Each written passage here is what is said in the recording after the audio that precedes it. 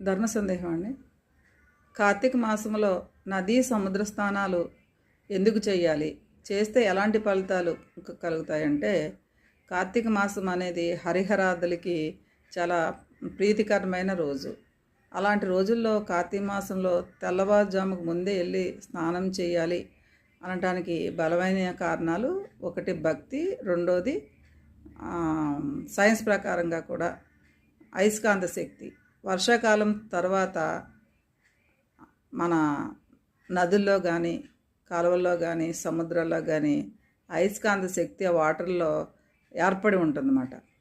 అలాంటి అయస్కాంత శక్తి ఉన్న వాటర్లో మనం నదిలో స్నానం చేయటం వల్ల ఆ శక్తి మనకు ఆపాదించబడుతుంది.